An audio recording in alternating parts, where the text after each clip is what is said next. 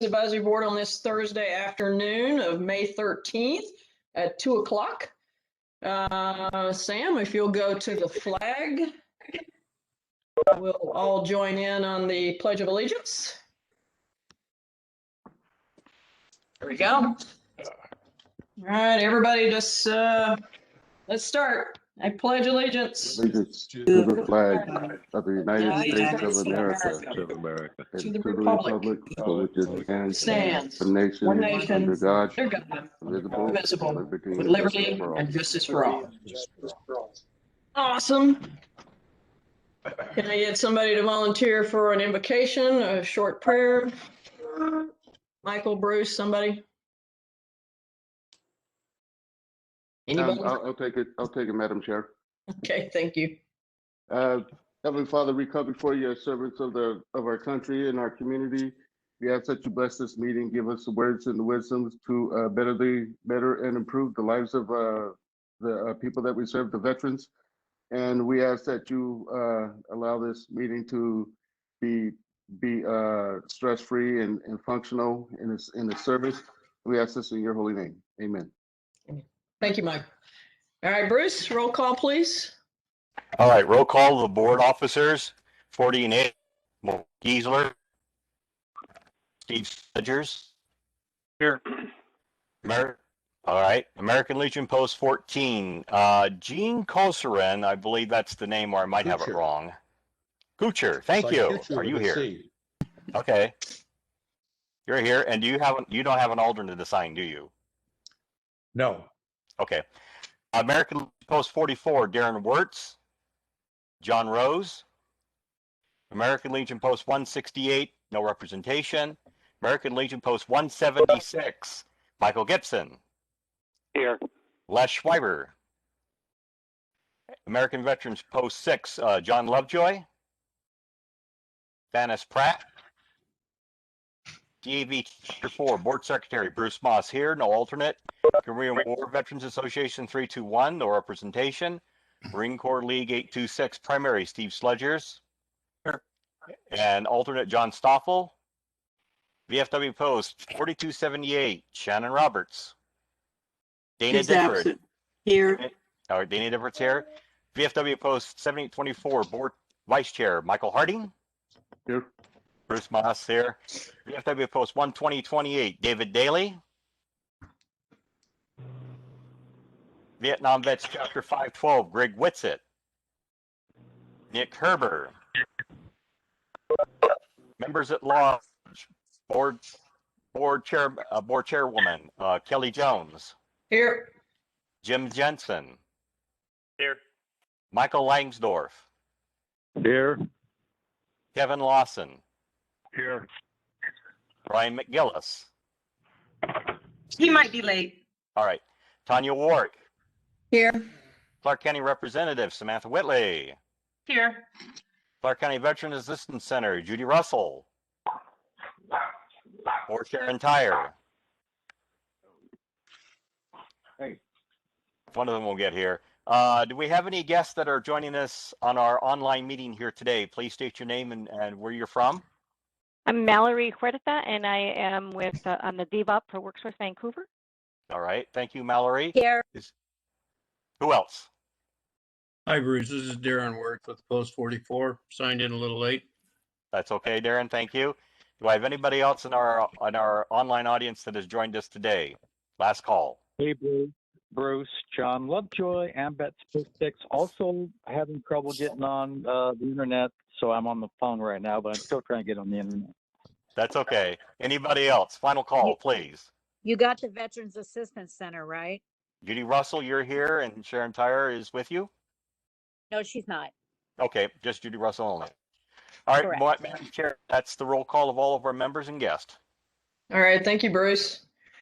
All right, moving right along. The April 8th minutes. I'm assuming everybody read through those. If not, they're on the screen at the moment. Does anybody have any issues, concerns, additions, corrections, deletions to the minutes? If not, I'll accept a motion to approve as written. Move to approve. Second. Second. All right, all in favor? Aye. Any opposed? Nope, minutes approved as written. I did not catch the names of who made the motion, sorry. I have Darren for making the motion, but I don't know who the second was. Steve. Thank you. Yeah. All right, Sam, you're up. Okay, thank you. I sent out the board member handbook. I mentioned this at the last month's meeting. This is something that we probably should have had, I should have had in place all along. And so I grabbed the state's, Washington State's board member handbook. It seemed like a great template. And I just used all of their great work to pass on to you. I just tweaked it for the Veterans Advisory Board. So I'll just cover everything in the handbook. Going forward, each time we have a new board member, I will go over with them our policies and procedures, the full handbook, and get them kind of up to speed with the board business. But and then each year we'll just do like a 10-minute update, like, hey, remember all of these requirements in the handbook. And it will be short and easy. We'll do it annually. But since this is the first time that I'm introducing it to you all, I thought I would cover it pretty comprehensively. Although I do encourage you to read the whole thing. It's only 8 or 9 pages. So it covers what the Veterans Advisory Board is, that you serve as advisors to the county council, and you're also the link between the public and community services in the council. Your role is to help gather and communicate community opinions and needs to Clark County. Of course, those are needs of veterans. You study programs and services, analyze issues, recommend changes to programs and policies, and then provide the public with information about the work that we do. So it also talks about the policy making. The county is responsible for administering the policy, but you are responsible for recommending changes and knowing what our policies are, and asking any questions and reviewing them periodically. So part of being an effective board member means that you attend all the board meetings so that we can have full participation and the best possible input. Serve the public interest as your top priority. Recognize that this board has to operate in an open and public manner, and you're knowledgeable about issues affecting the board. You examine all available evidence before making a judgment, communicate well, and participate in discussions. You're aware that the authority to act is granted to the board as a whole and not to individual members. And you're willing to work with the group, you're willing to compromise, and you don't let personal feelings interfere with your judgment. Continuing on with role of board member and resources available. If you resign, we'd appreciate a letter of resignation. My role is to carry out the policies and programs that you develop, and I arrange the meetings and prepare meeting materials and provide any information that you might need. I can serve as the liaison between other boards and other county departments. So please ask me anytime for help on any issue related to the board, or any issue related to the county. I guess I would help you with that. The county attorney is our legal representation for the county, and they can also help board business by making sure that any decisions are within our statutory authority. They can help with any questions about conflict of interest. They review our proposed regulations and revisions when we're drafting, or they can give us advice on when we're drafting proposals, or general legal advice about board actions and activities. So some laws affecting the board. There are restrictions. You're governed by your bylaws, and I was thinking maybe it would be a good time. It's been a while. I know Bruce and Kelly are really familiar with the bylaws, but every once in a while we just like to look them over and bring them before the board to do any updates, or make sure everybody's familiar with those. Bruce has got them in hand at all times. Thank you, Bruce. No member can make a unilateral decision or speak on behalf of the board without the full board's agreement. You should keep in mind, again, this is repeated, our mission is to serve the public. You cannot accept gifts or favors because of the work that you do or because of your relationship to the Veterans Advisory Board. And any information which is in a closed executive session should not be disclosed. But I don't think, as in the time that I've worked with the board, we've never had a closed executive session. But I left that in there because it would still apply if we ever did. Okay, we are subject to the Open Public Meetings Act, which means we notify the public of all of our meetings, and we make those notifications in a timely manner. And minutes are recorded and made available through the website, or anybody who wants to join the mailing list. I send out everything to anybody who requests it. All of our meetings must be wheelchair accessible. Our public notices and our agenda state that. And if there's any additional assistance that folks need as far as interpretation, sign language, any modifications or any accessibility assistance, we're happy to provide. If we get notice, so we can provide those. And then the board and myself should regularly inform people about the ADA protections, evaluate our policies and practices, to see if there are any barriers that we could remove. And if there are, we would describe the method and time frame for eliminating any barriers. So it's just things to keep in mind whenever we get back to meeting in person again. It will be a wheelchair accessible building. Okay, ethics and the appearance of fairness. Board members must uphold high ethical standards and avoid conflict of interest or even the appearance of conflict of interest. This includes family members or you cannot use your public position for private gain. And there are violations if you do, or there are penalties for violations of conflict of interest. So examples would be directing contracts to a business in which you might have a financial interest, or using confidential information for private investments, accepting gifts or favors from the public or from employees, and accepting favors for confidential information, or engaging in outside employment which assists non-governmental entities in quests for county business. And there's additional information about that online. Okay, board transactions. The bylaws are our guidelines. They talk about the quorum and about attendance and responsibilities. The chair may vote just as any other member. There's and all of the vice chair and the secretary as well can all vote. Everybody has one vote, but you cannot vote as a representative and as an elected executive member. So one vote per person, and voting by secret ballot is prohibited, which we did do that once before when we were electing a chair. I just remember that, and I didn't realize it was prohibited at the time. That was years ago. Anyway, public disclosure, the county is required to have available public records, and that includes board members, records relating to the conduct of official business are subject to disclosure even on personal computers.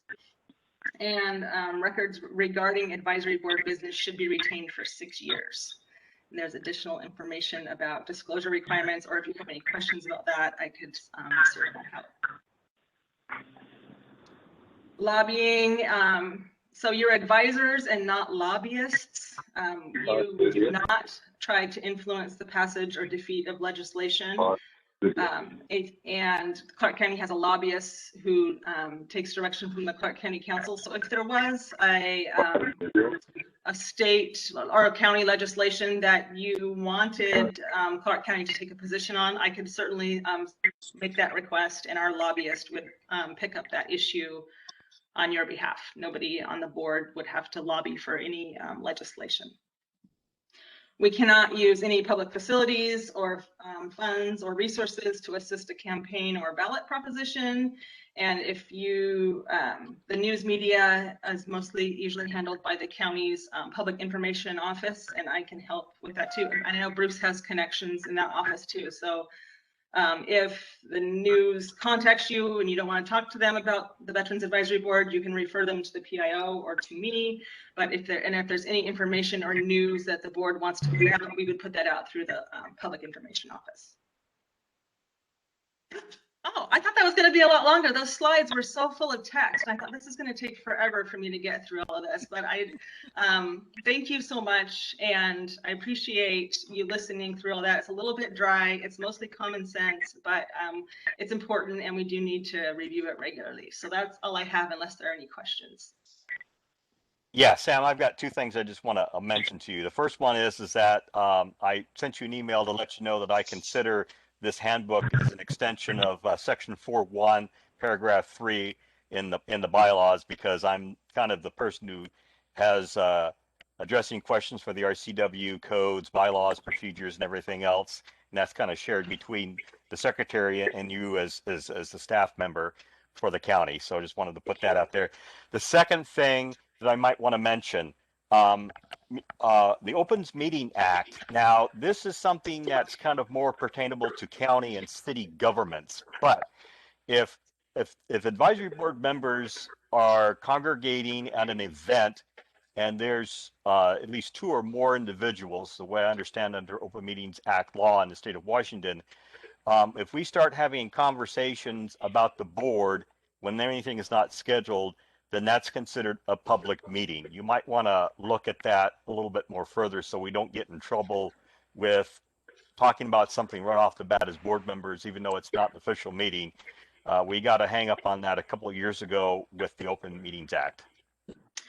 Well, Bruce, I think I'll double check it to be sure, but I think that the 2 members was a problem because we only had a county council made up of 3 members. So 2 members was a majority. I believe the requirement is if there's a majority of board members, they can't undertake any kind of discussion or board business. Okay. But let me double check. All right. Yeah. This would be a setting where we're in the public, we're somewhere, there's a few of us board members attaining. If we start conversating about our board or an action that we're needing to take or discussion with the community, we need to be careful to make sure we don't cross into that line of being an unofficial meeting that we didn't document. Great. Yes. Thank you for that. Yes. That's all I had. Okay, thanks, Bruce. Mike Gibson, appeals. There were no appeals for last month. Okay, that's easy. Policies and procedures, we have not needed to meet on that unless anybody's got any pressing issues that still, we're still in a pandemic. So if the center or anybody else has noticed anything that's not working that we added or changed or whatever, now is your time to voice that. If not, then we'll move along. No? Okay. Samantha, you're up again. Okay, thank you. So I sent out the March reports that we received from all of our veteran providers. The Veterans Assistance Center saw 29 veterans and their services totaled $32,132 in March. They helped 3 veterans so far this year exit homelessness, and there was a report on that. There were 32 men, 4 women veterans that were served in March, and there were 152 visits to the center with 132 meals served. They had 302 volunteer hours, which totaled $7,469 in value. The free clinic served 2 veterans. Both veterans received exams, x-rays, and extractions. The estimated value is $387, and they billed the fund $710. I asked them about this. Samantha, Yes. just the estimated value of that service was $387, but we were billed $710. Yeah, I was going to ask, that's what I was just about to mention, is I don't know anywhere in Clark County where you can have an exam, x-rays, and tooth extraction for $387 for one person, let alone for 2 people. Right. So I asked them if that was how that could be the value of the service, and they said that for 3 clinics that they're that's just the numbers that they use. But that's, I mean, But it seems Yeah, if we were billed 710, the value is 710, correct? Well, yeah, many times if they do bridges or they do different kinds of dental work, the costs, I mean, the value way exceeds what we pay on a Right. monthly basis and overall on an annual basis usually as well. But they still bill us for supplies and the dentists are usually volunteers, but the assistants sometimes are not volunteers, so they do still pay for that staff time. And that was the cost for March. Well, this is counterintuitive. I'd like a little bit more explanation. Yeah, I can do the breakdown of, I mean, if they say that an x-ray, they value at $50 and an exam, they value at $50, I can get that breakdown so that we can look at of how they calculate that. Yeah, because I don't think we should be paying more than the value, should we? Well, like I said, if you know anywhere that a veteran can get an exam, a full mouth exam, x-rays, and tooth extraction for less than $300, we would use that service instead. I don't think that's the true value of the services, but I will follow up. All right. So that might be a mistake, and I appreciate it being corrected. Sure. Thanks for the question. I just wonder if the 387 is each instead of, because then that would be like $774, and then whatever break we get on the billing, that would make more sense to me. That Right. it's 387 a piece and not for just one or both. Right. So I Maybe agree with that's- Karen. I think that it just looks a little confusing. Maybe they could just say whether that's per veteran or if that, whatever. Sure. Yeah, I'll ask about that and I'll send a follow-up. Yeah. The WGBA service officer filed 690 claims in the first quarter, January through March. 86% of the claims were approved, and total payments to Clark County veterans was $645,533. And our fund balance at the end of March was $699,420, and this included revenue of $63,387 that came in March, and expenses of $74,226 that went out in March. And of course, April is the month that we collect our property taxes, and we'll have those numbers next month. Are there any questions? Any other questions?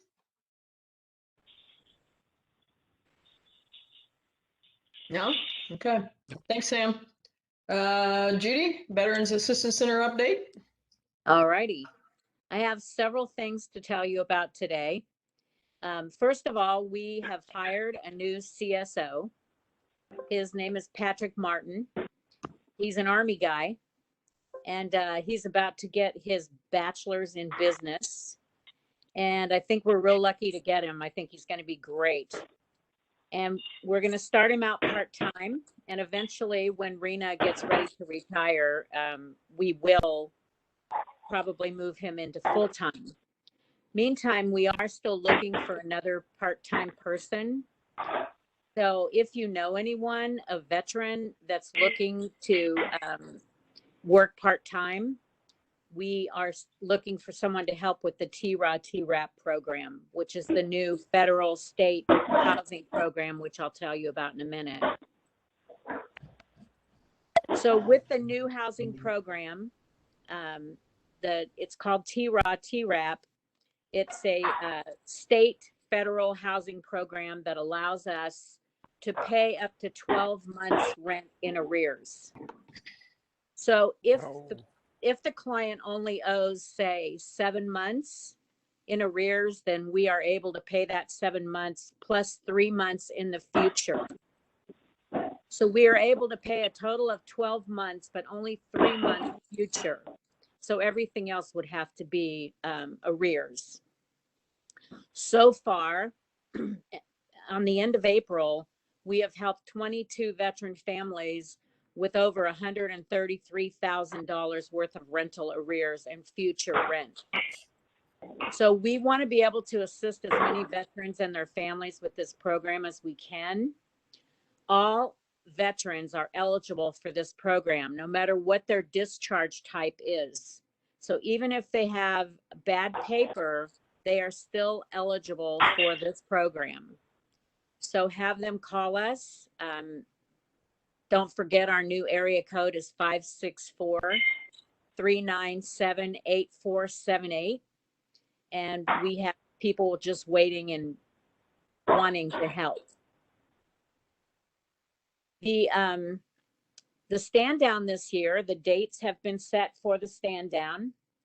The stand down will be October 1st and October 2nd at River City Church, which was the same address as last year. And that is at 2400 East 4th Plain Boulevard, right down the hill from the VA. It will be 9 to 1 both days. At least that's what we think it will be right now. And it will be somewhat of the same drive-through, walk-through format as we had last year. We're hoping to have more in-person vendors, but we'll see. On May 26th and June 2nd, here at the center, we're going to have a pop-up COVID-19 vaccination clinic. It's going to be first come, first serve from 9 a.m. until 1 p.m. on both of those days. That's the last Wednesday of May and the first Wednesday of June. This will be the Johnson & Johnson vaccine, so they'll get one shot and that'll be it. All veterans, their spouses, and their caregivers 18 years and older will be eligible for the vaccine. So if you know anyone that hasn't gotten their vaccine yet and they're interested, it's a first come, first serve. Tell them to just show up that day and they can get their vaccinations. The CCVAC had a spring online auction last month. We made $3,500. We are planning another online auction for this fall. We're not exactly sure what month it's going to be yet, but we didn't feel that having an in-person event would be a good idea this year. We just felt like people weren't ready to come out for an in-person event. So if you have any items you want to donate for this auction, please contact us at the center and we'll give you more information. Last but not least, our VVA VSO, Erin Nolan, has resigned. Her last day was May 14th. We wish her great success. She's going to be the new DAV VSO in St. Helens, Oregon. Diane Arp will continue to work as a VSO for the VVA and the WDVA, and they will be looking to hire another VSO, as I understand. And that's about all I have today. I know it was a lot, but we've been saving it all up for you. Judy, I'm going to miss Erin being our service officer. She has done a wonderful job assisting the center.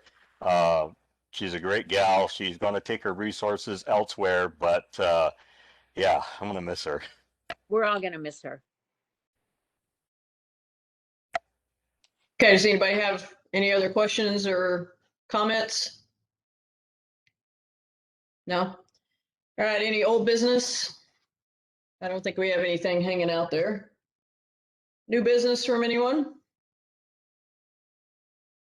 And let's go to open forum. So anybody online who has anything to share with the group, please do so now. Okay, Madam Chair, I'm going to just briefly cover about the vaccinations at VA Vancouver that I'm recently in progress of doing. I just want to mention that VA Portland finally has set up a dedicated appointment line for COVID-19. They've been trying to go through the list of people to get, in the older generation, to get vaccinated first, and then they're working their way down. Opening up of the phone line does help, because if a veteran feels like they haven't been contacted yet, just give VA a call and then they'll route you over to the customer service portion of the vaccination line that they have set up. So you can go through that way too. And that's all I have on that end. Okay, thanks, Bruce. Are they still shooting at the VA Vancouver? Yes, they're still utilizing the gymnasium at the Vancouver VA, and they're also still utilizing a large open spot over at Portland over at the Portland Hospital as well.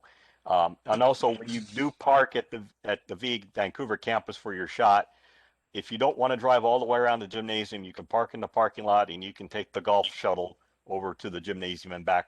There's always a volunteer willing to help you in that area.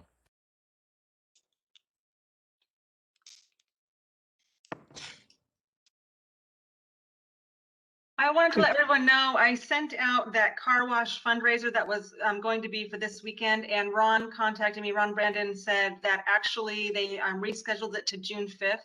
So I'm going to send a follow-up to everybody after this meeting, but I knew there'd be other follow-up items, so I didn't send it out ahead of time. So June 5th, the same place out there on Highway 99, and that's still a Saturday. And the other thing for Open Forum is I wanted to let folks know that CMAC is planning for a Memorial Day event on May 31st. It's still a little bit unclear exactly how big of an event or how many people will be invited. I guess just today, they CDC said you don't have to wear masks outside if you're vaccinated, and it sounds like a lot of veterans in our area are vaccinated now, and so that might shift how we are planning for the event, but it'll probably be down at the artillery barracks. And yeah, we're doing a proclamation with the city of Vancouver. Memorial Day is not canceled. And also, Yay. I have communities around Clark County will be putting flags out at the cemeteries for Memorial Day as well. So Tanya, can you hear me? Yes, ma'am. Do you still have the issue with paying for hotels for your folks you're assisting? Actually that got taken care of by CVAC when we got the federal money. So that person's been taken care of. Okay, because Leslie from Transition Projects, he's their new outreach coordinator. Leslie, do you want to introduce yourself and then just kind of tell us a little bit about who you are and what you're doing over there? Hey everyone, sorry I struggled a little bit with the wrong link. Glad to join. This is Leslie with Transition Projects here in Portland, Oregon. With our veteran services, we work with a list of different grants, and with the main one being SSVF Supportive Services for Veterans and Family, which is a nationwide program. And then we also work with GPD. We also have a transitional housing program called GPD, as well as some state and county funded alternative grants, EHA Vets, HFV, and then an Oregon Vets program that works with severe persistent mental illness. So mostly we focus on housing services, getting veterans into housing or preventing them dropping out of housing. We also work very closely with VA's VASH team, which is a permanent supportive housing voucher program. And then part of the SSVF program here with us, we are also able to provide legal assistance and then income development services. And the SOAR program applying for SSI, SSDI benefits, those are all part of the programs we're able to assist with veterans in need. And our service areas include Monoma, Clackamas, Clark County, and Washington County. So we're happy to work with any veterans that you have identified that may benefit from our services. And I do see some familiar faces here. So, and then if you have questions regarding how to access our services, I will actually leave some information in the chat. And I am always happy to answer questions if you want to shoot me an email. Thank you. Awesome. Thanks, Leslie. So we're all familiar with Transition Projects, but Leslie is the new outreach coordinator. So many of you on here probably already know that, but just for the benefit of everybody else, I wanted Leslie to have the opportunity to introduce himself. So I think this is a program we need to try to start tapping into, if at all possible, because I know during this pandemic, our issues have only compounded. So, and I haven't heard, nor do I have a good handle on the numbers of veterans that are houseless at the moment, but I'm sure it's still well in the unmanageable numbers based on the availability of housing that we have. So, Leslie, welcome. Hopefully, Samantha can get you on the distribution so that you'll have the current link each month, but it's always the second Thursday of every month at 2:00. So I'll just make sure Samantha has your information and we'll get you on the list, and welcome to the group. Thank you, Kelly. Thank you. Thanks. All right. Is there anything else from anyone else online?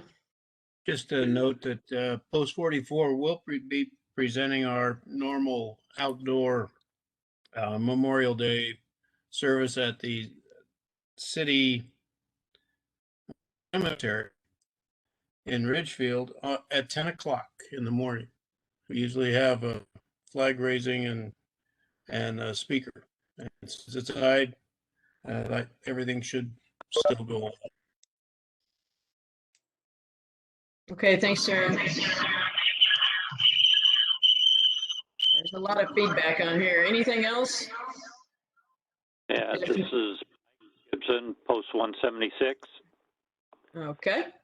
Just wanting to let everybody know that the post meetings is every second Thursday of the month. We will be having a meeting tonight, and our bingo is back open and operating 5 days a week. All right. So come out and play some bingo. Thank you. All right. Anyone else? If not, I'll take a motion to adjourn. So be it. Second. Okay. Sam, Samantha, did you get those motions? I don't usually know who made Oh, okay. We're All right, well, good. You just always know that Michael is the naysayer, right? I am the lone voice of reason and courage to object to any ending of the meetings. All right. Well, as usual, we're not going to listen to you, Michael, but we appreciate you joining us. Thank you so much. And take care of yourself. Yes, I will. So, All right, everybody stay safe and healthy.